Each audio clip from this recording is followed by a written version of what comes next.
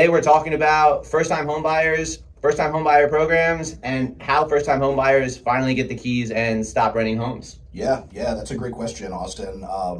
There are a handful of different, every single agency, Fannie Mae, Freddie Mac, FHA has first-time home buyer options that are out there. Some, I'm sure you've heard of Hometown Heroes. That's been a big buzzword. Yeah, Hometown Heroes is a big one. The last couple of years from the state of Florida. So there's a ton of different programs out there that can help first-time home buyers in various ways.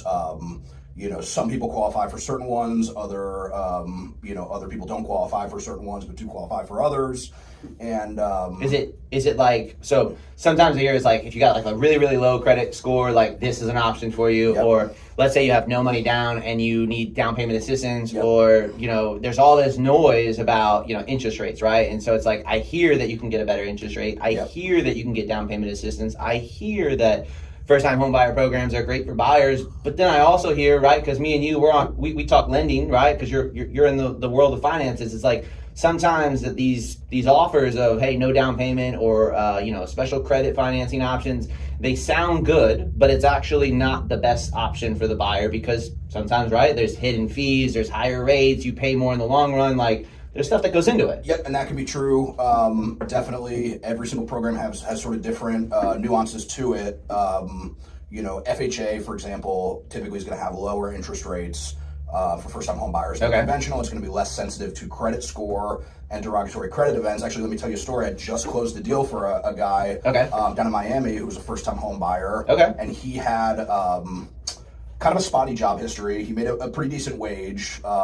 But he changed jobs every 3 months. It was a different spot. Okay. And he had 3 different evictions in the last 2 years from apartment complexes. Woo! All right, so multiple jobs, ton of evictions. Yeah, and not only evictions, but he owed every single one of these 3 apartment complexes. Okay. $5,000, $5,000, $10,000. So basically, like, they threw him out. Got it. And he still owed them rent, and he didn't pay that rent back to them. So like an FHA loan for him. Tough. It was there's a little bit of hair on the file for sure. All right. But we were able to get him into an FHA loan. Yeah. 3.5% down. He had a FICO score in the low 600s. Which, I love it.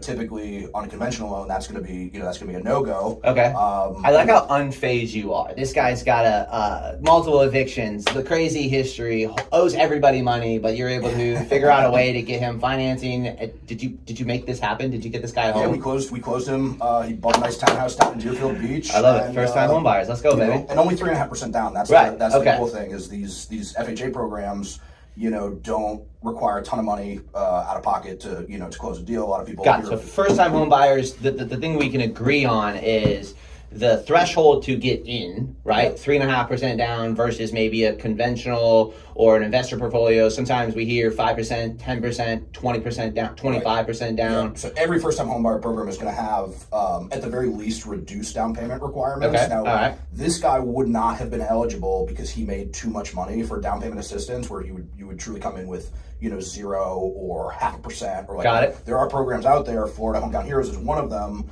That gives you 5%, basically second mortgage that you pay 0% interest on. So they give you 5% towards your down payment. We've done deals for people. I did a veteran, first-time home buyer up in Ocala a couple of months ago who not only came with no money, like the 5% covered all of his closing costs, his entire down payment. He even got his earnest money. He put a deposit down at the beginning of the process. He got all of that back, and we paid him back first. Like he came in with $0.